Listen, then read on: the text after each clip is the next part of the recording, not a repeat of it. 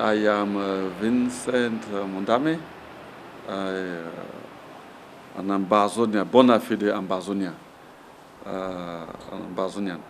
So, yep, it's been coming, and it was part of our program to ensure that we reach out to our Ambazonians community the world over and at home regarding the Swiss-led process.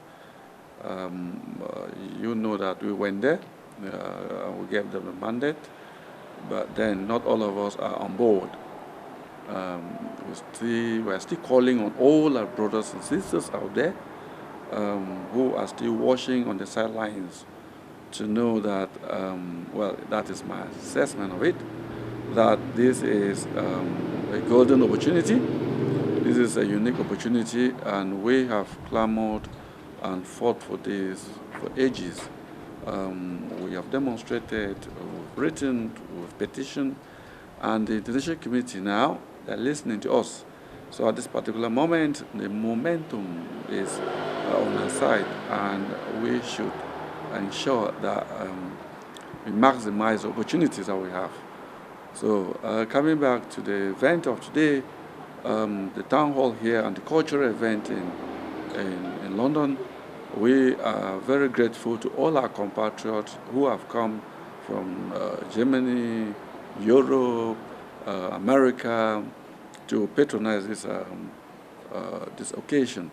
I think that from time to time, it's not only exchanging maybe bitter messages on WhatsApp. It's not only about trading maybe insults on WhatsApp.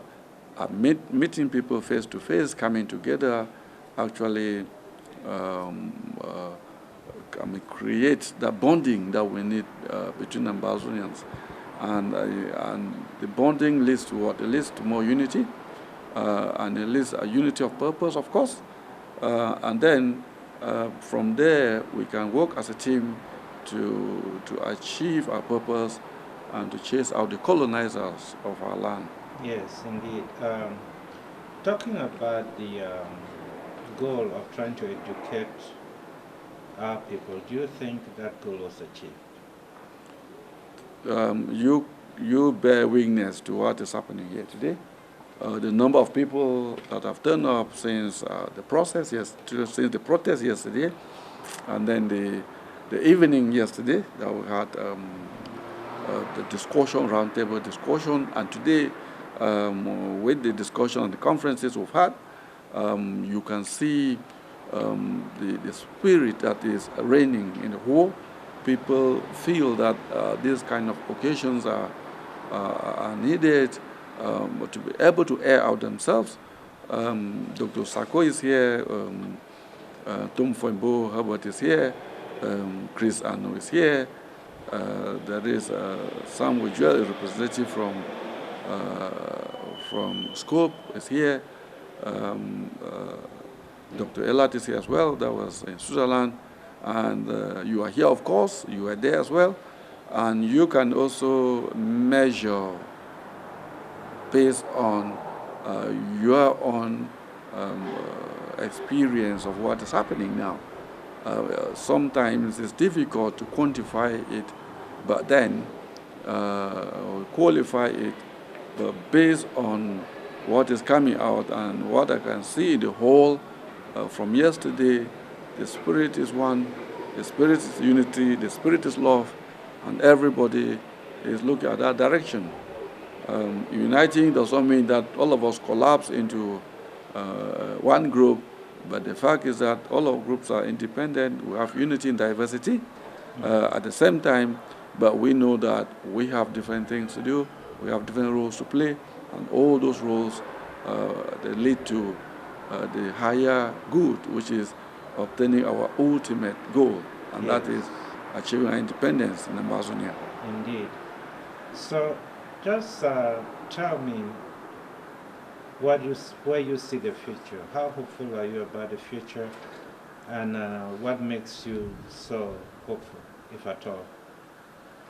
To be honest with you, this revolution would not have been a revolution if it did not have any hurdles.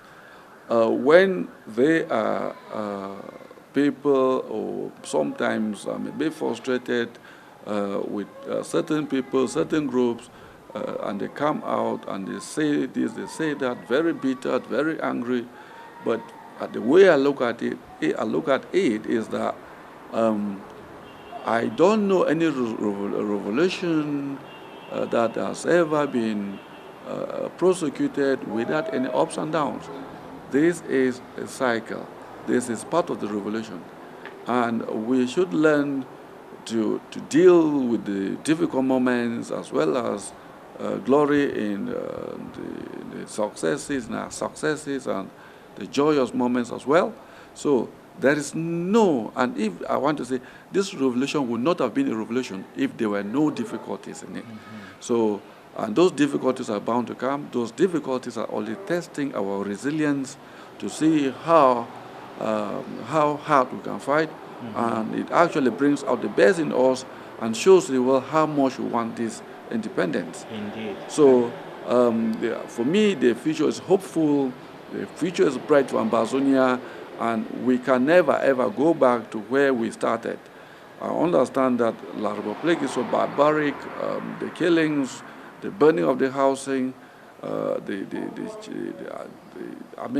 all sorts of barbaric and kinds of atrocities that are